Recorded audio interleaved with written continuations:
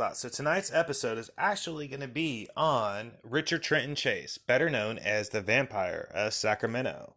So although Richard was known as being from Sacramento, California, in fact, he was actually from Santa Clara, California. For those of you that don't know, in the psychology and criminology of serial killers, there are a couple of scales, triads, and graphs that exist, etc., and etc. One of them is known as the Mcdonald Triad. By the time Richard reached the age of 10, he showed signs of all three of the Mcdonald Triad. Now, within this triad exist bedwetting, arson, as well as cruelty to animals. Now, it is said by professionals that these indicators individually are possible indicators of future violent tendencies. And Richard already had all three at the age of 10. Now, interesting enough, as he matured, he developed hypochondria.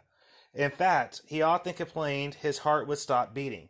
Even crazier, he complained that someone stole his pulmonary artery. He was known to grab oranges and actually press them against his forehead. When he was asked why he did this, he stated, "You know what? The vitamin C will be absorbed by my brain."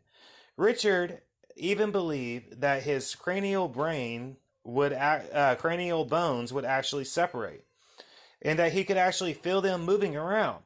Now, I want to revert back to Vampirism 101. For those of you that don't know, in lycanthropy, and werewolf and vampirism, they often believe in shape-shifting. So this is where his theory of bones moving around most likely actually stemmed from. So to prove it to professionals, he actually shaved his head so not only he could watch it move, but the doctors could watch it move as well. He moved out of his mother's house. As he stated, "She was just simply trying to poison me." So he gets an apartment with his friends. He always complained. His friends, his roommates, are actually a band, and Richard really wanted to be a member of this band. Now, they always complained. Richard was drunk. He was always on alcohol, pot, and massive amounts of LSD. Now, Richard would often randomly walk around the apartment completely naked, even in front of their own company. Now, his roommates, they try to do the whole roommate thing, let's smoke a couple bowls and have a couple drinks and talk things out, And in fact, this is their effort to try to convince him to move out. Richard just flat out says, "Hey, I ain't fucking going nowhere. You ain't making me move out of my own apartment." So eventually, they had no choice but to move out. Now, once the apartment was completely empty, it actually freed Richard to start doing whatever he wants, and we all know that ain't going to be no good, right? So he began to capture and kill all kinds of animals. Sometimes he would eat them raw even. Sometimes he took the raw meat, he blended them with Coca-Cola and drank it instead of eating it raw as a whole. Richard began believing that if he ingested it by drinking it, he was able to prevent his heart from shrinking in efforts to stop it from beating. So all of this, he actually thought his heart would stop beating if he didn't do all this. So he also injected the blood of animals directly into his penis, believing that it got him an erection, because the blood would basically swell up in his mind. Now, I want you to think back on the mind of somebody who already exhibits some of these traits. Now he's out on his own. Now, even in school, he had erectional problems, being able to achieve an erection. So he probably did some reading and found out that its blood actually swelled up inside of your penis and it causes an erection. So in his mind, that translated to, let me get blood from an animal and directly inject it right into it to, problem fixed in his mind. So even in high school, like I said, he suffered from erectional problems. Now, Richard did spend time in a mental institution. In fact, in 1973. Now, in 1976, he was actually forced to go to a mental hospital. This was after he was caught injecting rabbit's blood into his veins directly. Now, the staff there actually nicknamed him Dracula due to his complete blood fixation, which, when he was there, he was even caught getting birds through the window. He actually caught 3 birds, and what he did was he broke their neck and directly drank their blood from their bodies. Now, he would also grab stolen needles from the staff and actually extract the blood from his therapy dogs. So for those of you that don't know, in mental institutions, a lot of times they will have what they call therapy dogs, and they will use these dogs and in fact hoping that the patients will show signs of affection and human emotions, what they call basic human emotions. So Richard got, and I did, I can use these dogs and I can get the blood I need to be able to survive. So Richard was eventually diagnosed with paranoid schizophrenia. So he began to start all kinds of treatments with psychotropic drugs. Now, of course, he was able to fool the staff over time to deem him no longer a threat to society. Now, finally, in 1976, he was released to his mother's custody. She did not believe the doctors and kept him off of his medications. Now, she eventually got him his own apartment. He tried getting roommates again, but you know what? Each one said, dude, you're a freak, and moved out. So one of my favorite parts of this case, actually, is sometime in the mid-1977, Richard was stopped on a Native American reservation in Pyramid Lake, Nevada, which is near Reno. He was completely butt-naked, and he was covered with blood all over from his head down to his feet. And they found a bucket of blood in his truck, in the backseat of his truck. Now, after an investigation, it was found to be cow blood, and although it is creepy and weird, it is not illegal, so authorities were forced to not press any charges against him, and they simply escorted him off the reservation, from what I understand. Now, before I get into his murder spree, I also came across a story that his mother was looking for their family cat, and she found Richard nailed down with the cat in his lap. Now, he actually had his hand all the way up to his elbow inside of the cat, grabbing organs out of it. Now, she stated, I thought Richard was just simply petting the cat, but as she got closer, the truth actually revealed itself. So, December 20th, 1977, Richard took his first victim by a drive-by shooting. Now, interestingly enough, on a documentary that I found, they stated that the Sacramento detective said back in 1977, drive-by shooting was not something that we used in Sacramento. It was not something that was common. In fact, it was brand new. So you guys have Richard to thank for that one, for the term drive-by shooting. Now, the victim was Ambrose Griffin, a 51-year-old engineer who was the father of two. No more than 2 weeks later, however, he attempted to enter a home. However, he found that the doors were locked, so he simply just gave up. Later on, his explanation to detectives was just simply great. He stated that he took a locked door as a sign that he was not welcome. However, if somebody left the door unlocked, that simply meant, well, hell, come on in. Now, you got to understand the vampire culture again to understand this one. In the vampire lore, you're not able to enter someone's home unless they first ask you to enter. So, one time he was even caught going through things because he found a door unlocked, and as he was going through things, he was caught by a couple, and he was chased off their property. However, upon investigating, they later realized he urinated and took a dump on their infant's child bed and all over their clothes. So, January 23rd, 1978, Richard broke into the house owned by Teresa Wallen, and I want you guys to realize she was 3 months pregnant at the time.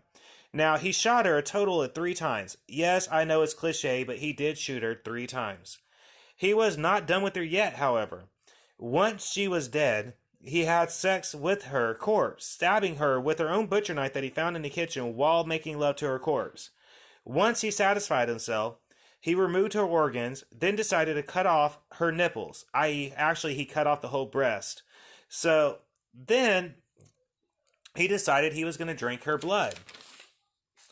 He took dog feces that he found outside and shoved it down her throat before he left. Now, January 27th, 1981, 1978, correction, sorry.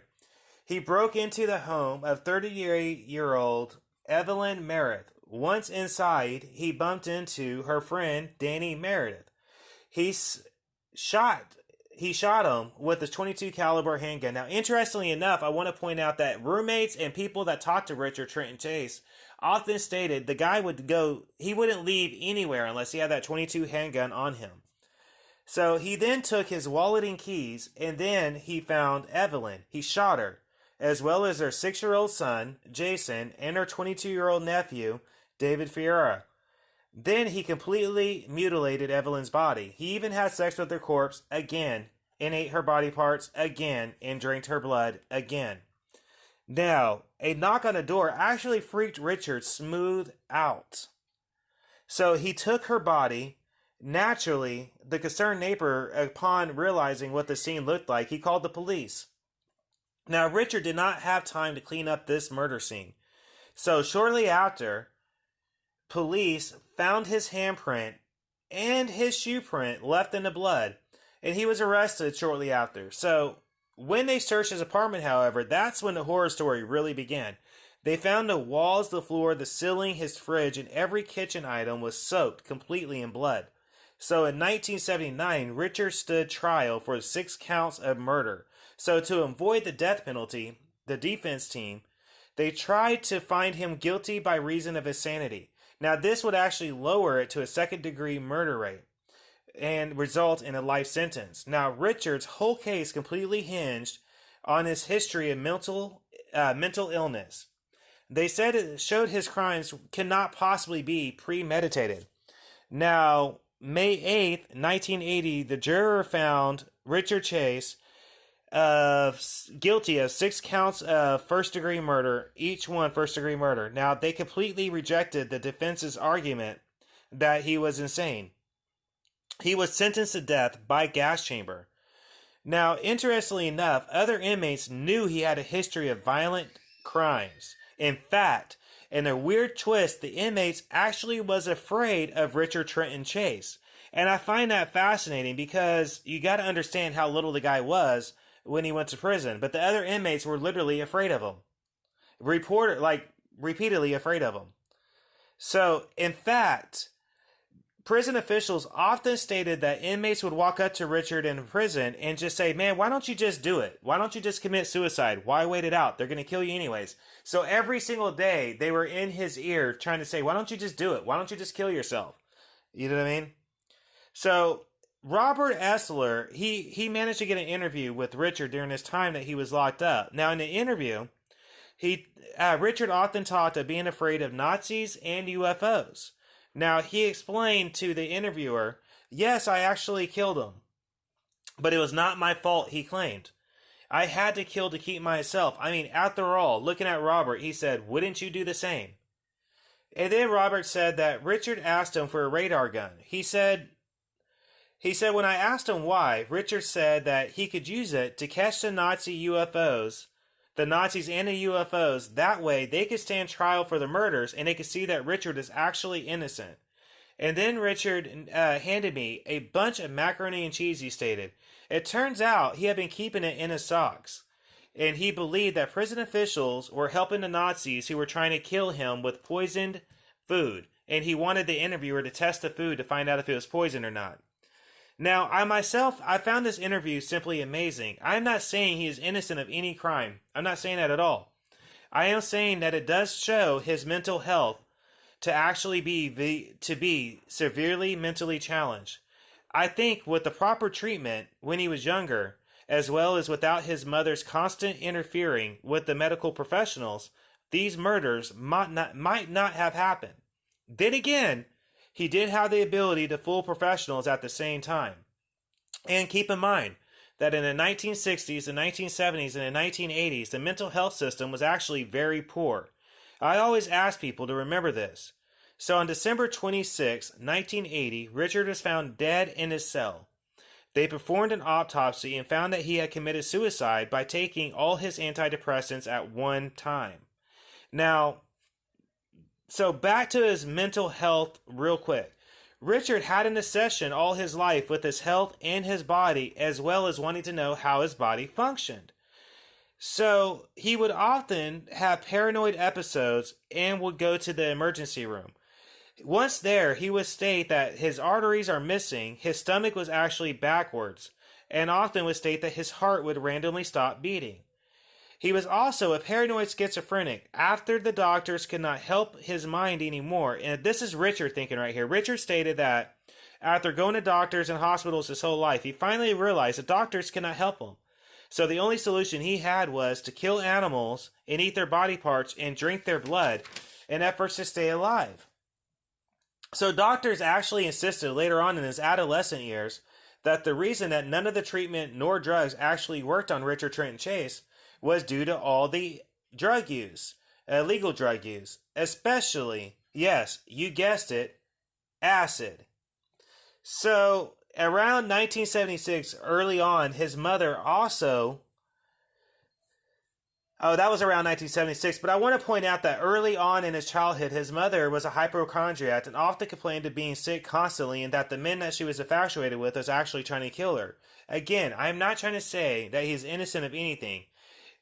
I am saying he is a twisted killer and he committed some brutal murders. I'm just saying, from childhood to adolescent, he did not receive proper medical treatment, both from family, friends, and medical personnel alike. And yes, this case, in case you're wondering, has inspired movies, TV shows, and music. And we're going to go over some of those. So a movie called Rampage is actually based on these murders.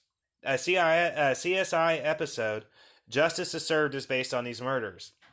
On the show Criminal Minds, Richard is mentioned and portrayed on the 11th episode of the first season of Criminal Minds. And also in another episode of Criminal Minds, Richard is inspiration for an episode titled Unsub. Richard is also mentioned in Season 1, Episode 3 of BBC crime drama Luther. On Discovery ID and 2011 TV special Lore, Deadly Exception was a 2-hour-long documentary which was in reenactment of Richard Trenton Chase's crimes. So Richard was the focus of 2 episodes of 245 and 246 of the last podcast on the left. Now, the Discovery Channel also featured Richard Trenton Chase on an episode of New Detectives in the 1997 episode Mindhunter. Brother Lynch Hung, Sacramento native and Sacramento rapper, mentions Richard Trenton Chase all the time in albums, but specifically an album called Book 3 on a song called Refuse to Lose. So Richard is also found in a video game called Deadlight.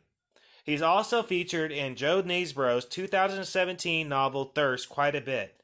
He's also been written by Lieutenant Ray Biondi, who wrote the book Dracula Killer in 1992. And naturally, this book is actually based on the case that he investigated. So back to the acid and other things. I want you to realize that in the 1960s, 1970s, and 1980s, we had a large government influx of focus on illegal drugs and the effects on families and environment. A lot of Department of Human Resources type of agencies started a lot of studying on the effects of drugs in the family and vice versa, the environment. So a lot of times, killers that were arrested in the 60s, 70s, and 80s, if they found out they did drugs such as cocaine, methamphetamine, acid, angel dust, things like that, immediately psychologists are like, well, it must be all the acid, it must be all the meth, it must be all that. So instead of actually owning up and saying that us as medical professionals fucked up and didn't do a good job at studying him, we're going to go with he did too much acid, which is the cause for him to having so much breakdowns. Now, I will agree with the medical professionals in the aspect that with proper treatment, he could have overcame his drug addiction and actually probably been able to function fairly well because of his intelligence level with proper medication.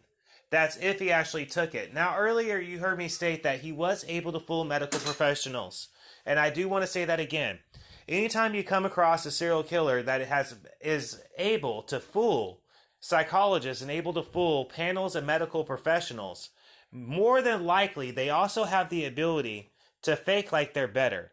What I call that is a nice boy effect. And what that means is whenever they're being watched, either in a medical facility, being watched by psychologists, being watched by counselors, being watched in prison or jail, they do what I call the good boy method. And what that is I'm going to take all my medication, I'm going to do all my treatment, I'm going to say everything you want to hear. That way, you deem me safe to be released to society. Although I may not agree with your methods, that's what they do. Now, I do believe that Richard Trenton Chase was a master at this game. Each time in his childhood, each time that he was locked up in a mental institution, he was granted release and deemed able to function in society with medical treatment. That meant medication, by the way. Now, instantly, whenever he got home, his mother, the hypochondriac, immediately said, no, Richard, you don't need the medication, and took him off of it, and Richard would have outbursts. He then perceived, on top of that, once he quit taking his medication, his paranoid delusions started taking full effect. And over a period of time, even thought that his mother was trying to kill him by poisoning, which led him to wanting to move out. And when he got his own place, he got some band members, right? So he wanted to be part of a band, but they were freaked out by him. So he basically kept himself locked in his room at all times, they said. He would never come outside, and if he did, it was for an outburst, such as running around butt naked in front of their company. So I want you guys to remember all of this whenever, that's why I'm repeating it all, so that you guys can remember all of it. Because all of this should be in play whenever you're looking at this case. These are all factors that indicate severe mental trauma and severe mental handicaps. The way that and these are called responses. So Richard's responses to social cues is completely off base. Without medication, without proper treatment, he just can't function. It's not that he can't function, it's that he just gives in to all his wants and desires. That's something else people need to realize. A lot of times these people actually know better. They simply just don't give an F. You know what I mean? And that's a fact. In Richard's case, I think it's a mixture of not caring and just being himself, as far as he's concerned. He was always concerned about wanting to be popular, always concerned about his body and how he looked and the whole nine. He was always concerned about all of that. So I want you guys to realize that. I mean, the guy had a lot of problems growing up. And I didn't touch bases on it in a research material, but I probably should now. His father was also severely, and when I say severely, that's not using a word lightly. There should be a stronger word to actually describe the amount of abuse that his mother and father actually did on Richard growing up. There should be a stronger word used for something like that, and I can't think of one off the top of my head right now. But what I can say is it was very, very bad. And whenever you start looking at childhood psychology, one thing you will find out is 90% of the time, when you come across a problem child, that is reflected into their home life, i.e. environmental studies. So they'll use the environmental studies, and in this environmental studies is home life, school life, social life. So these are all new things, though. And Richard Trenton Chase's childhood, these things weren't an option. This stuff was not commonplace. You know what I mean? So a lot of times that these medical professionals, they're going on what the patient is stating, and they're going on what the other medical professionals have already said, and they're going on what law enforcement has said, and then they're basing their whole case study on all of that. So what that means is, let's say that the mother disagrees with all the diagnosis that he already had. Richard naturally disagrees with all the diagnosis he always had, right? Now you have this blame game going on. You know what I mean? You got to understand that although he's had these problems, he's up to this point we're talking about, he had only hurt animals. And for all you people that's part of PETA, I'm sorry to say this, it's not illegal to hurt animals. So in Richard's case, in his childhood, that's the only things that he had. Now, these are strong indicators, and they pressured his mother to be aware of it. But his mother was a hypochondriac who didn't believe him in the first place. You get what I'm saying? So as soon as she could, it was, Richard, let's get out of here. You know what I mean? And bam, the cycle started completing itself again. So whenever I'm going over these serial killer cases, that's why you find me going after so many of them with their mental history, because I just feel that so many people do not realize that at these time periods that serial killers are more active, mental therapy and mental treatment and mental health was not as good as what it is now. I mean, in the 1950s, 60s, 70s, and 80s, if you were effed up in the head, you were just effed up in the head. You were the crazy guy in the family. You know, like, they would make fun of you, basically. You'd be like the guy that never moves out of your mama's attic. That whole stereotype. You know what I mean? They'd call you names, whatever. It was just commonplace. I mean, you get what I'm saying? It just was not there. They did not function on that. You were just kind of the screwed up guy around the neighborhood. You know what I mean? That's just how they treated you. And this is common in his time period. Now, again, I'm not justifying anything, because there are a lot of people that went through the same thing that had a lot of handicaps that did not act the same way. Now, I do believe that the amount of dosage that he had of each one of those illegal substances probably did have a very big portion in affecting his decisions as far as what he did. I just don't want to jump on this bandwagon of he drank so much alcohol, smoked so much pot, and he took so much acid that is the complete reason why he flipped out and started killing people. I don't think it's that, because when you look at his childhood, you see that he's already been diagnosed at a very young age as a paranoid schizophrenic, and he already has outbursts, and he already had already documented cases of him having cruelty to animals. You already had documented cases of him having arson problems. You already had documented cases of him having bedwetting problems. All of this in his childhood. These are all three of those things. I mean, like I said earlier, individually, psychologists say that those are strong triggers for violent tendencies in society. Now, he had all three. Do you get that? All three. So those are very strong indicators. But yet his mother was constantly fighting the hospital. You know what I mean? About letting him go. So that's really how that went about. I have a feeling this is probably going to be a little bit more shorter of an episode than what I normally do.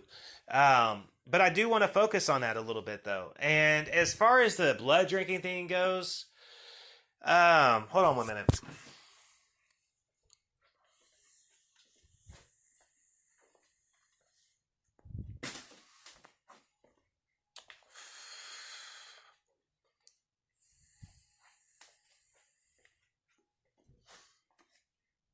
All right. So we're going to look at the blood drinking part of it. So around the time in his childhood, we had cruelty to animals. We had all those. We just covered those. So in his adolescent years is around the time that he started killing the animals. He was already killing animals, but it was around the time that he was having erectional problems in high school. And he was severely embarrassed by this. In fact, one could argue he was almost traumatized by the fact that he could not get a hard-on around his freshman year in high school. And if you're a guy, you can understand why.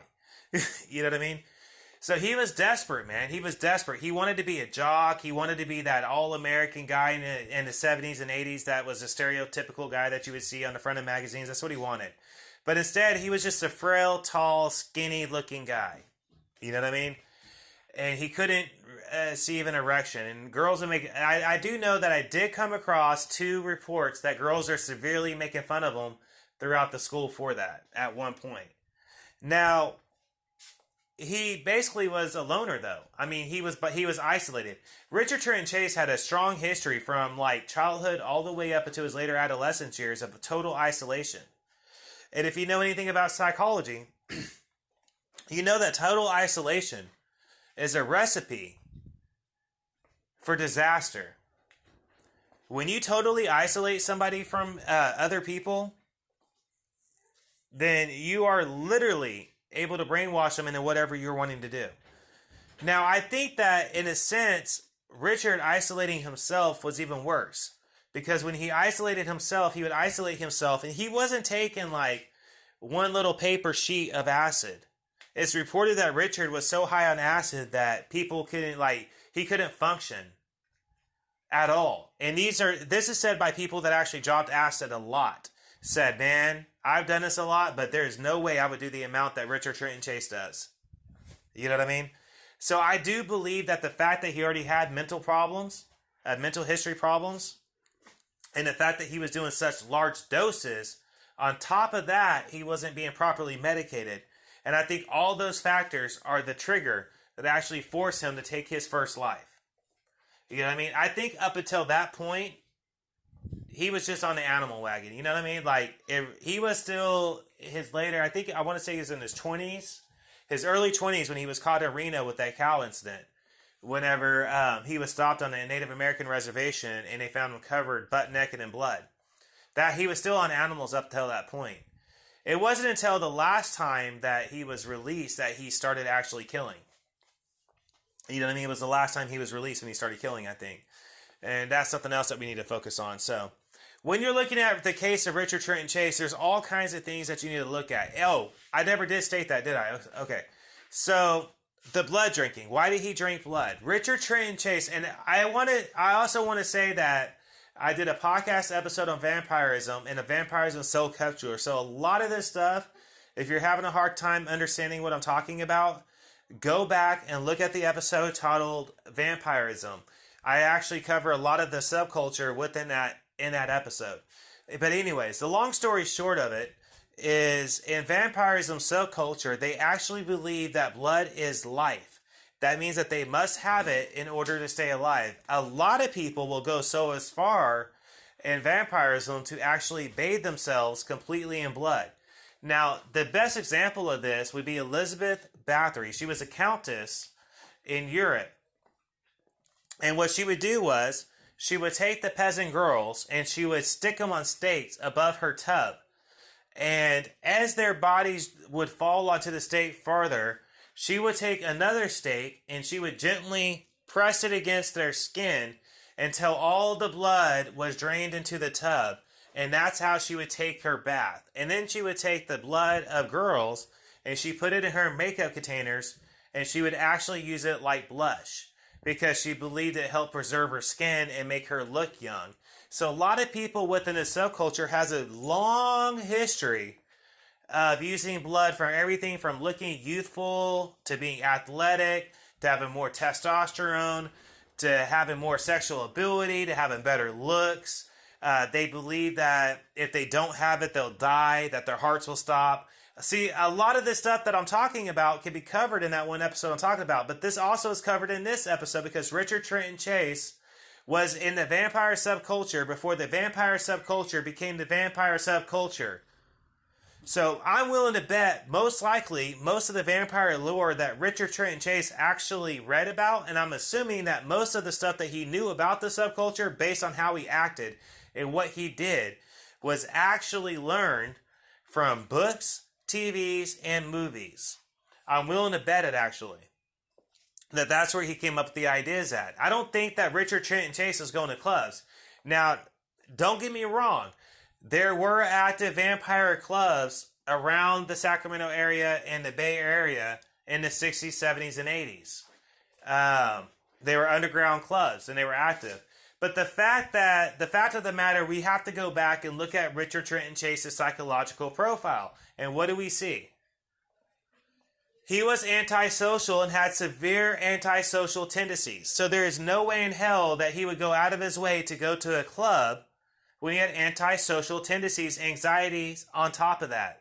He wasn't the type of person to go to a club. So I think that everything that he learned about that subculture, he actually learned from music, TV, and books because he was antisocial. I think that when he was locked up in his bedroom, like his roommates were staying, and a guy would stay in his bedroom for hours and he would never come out. He would just stay in his bedroom tripping out on acid and doing massive amounts of drugs.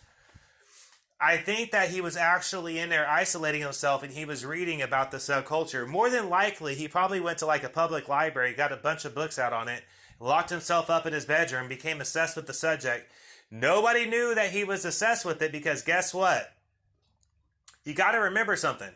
The apartment was actually Richard's apartment. He just moved in those guys. And on top of that, his roommates often stated that he would completely isolate himself and lock himself in the bedroom. But on top of that, whenever he left, he actually severely, they said, they used the word severely, locked up his bedroom so no one else can get inside it. So whatever he was doing in there, he didn't want absolutely nobody to know what the hell it was under any circumstance. So I think that's what he was doing. I think he was doing massive amounts of drugs. He was reading into that subculture, and he was trying to do that in efforts to try to figure out his own health.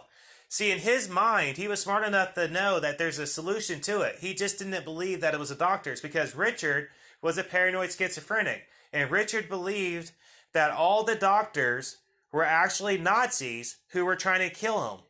So the last people in his mind that he trusted was going to be a doctor. You know what I mean? So every single time a doctor would give Richard a pill, Richard thought that it was a Nazi and would hide the pill and not take it. And this is from childhood all the way up to his adolescence year. We have to remember this. So I think the whole time he was concerned about his health and his well-being, but I think he went about it, instead of, because he didn't trust medical professionals, the only person Richard Trenton Chase actually trusted was his mother. And I think that his mother having mental issues on her own and not receiving treatment because she was also a hypochondriac, only on a different level. It literally is the blind leading the blind. And so as he progressed and became an adult, it was just a matter of time. He was literally self-taught about everything he knew. He had no outside, like he went to school. Now I came across reports though that would argue that in school he was actually popular people stated that Richard Trenton Chase was actually not popular, but, you know, he wasn't the popular kid, but he wasn't the most, like, worst kid kind of thing. It's how they made it out to be. In fact, he was part of social and academic clubs at school as well. But yet, he was diagnosed as having severe anxiety and social problems. So that's the part that complex me, because I understand what social problems are, and I understand what the anxiety goes into factor with that. So the only part of this case when I was looking at it that really gave me a run for my money was that. Because everything up to that point was showing everything that would make sense. The total isolation, the lack of medical treatment throughout his life, just everything was just going right to point until I got to this weird article that was written by somebody that went to school with him that said he was actually in academic clubs and he wasn't like the most liked, but he was liked, is how the person wrote it. So right there, that really throws a lot of the psychological study out the window in a way, because that eliminates like 5 things on it in a way. So I started asking myself, how is this possible? And then I realized the first time he was locked up, he actually fooled the medical personnel. In fact, not just the first time, but the second time as well. Both times that he was locked up in a mental institution, he managed to fool the whole panel of psychologists to believe that he was perfectly able to function in society. So that's when I realized he was still using the same method in high school. It was a method that he had learned at some point in his life. He learned how to manipulate and he learned how to play his edge.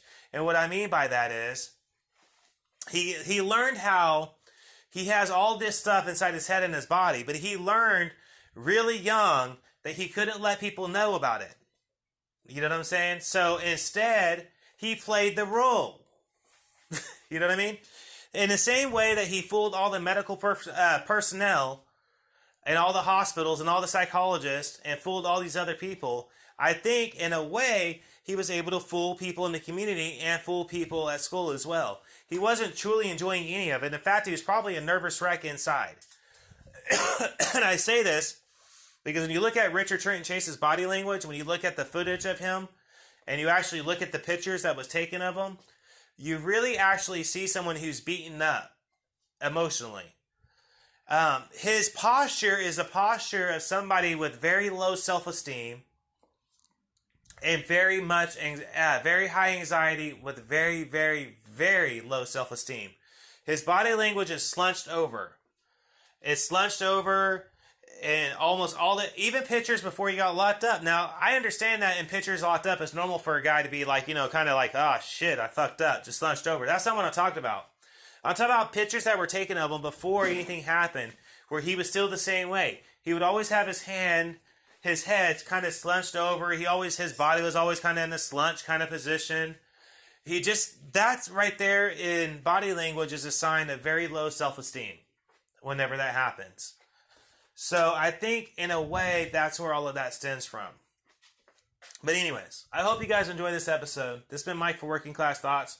This has been the Vampire of Sacramento, better known as Richard Trenton Chase, and his nickname was the Vampire of Sacramento. In fact, he actually had another nickname, as we discovered earlier in this episode, the Dracula, that was given to him by medical personnel, which is another thing I have a problem with. Why are the medical personnel encouraging the behavior?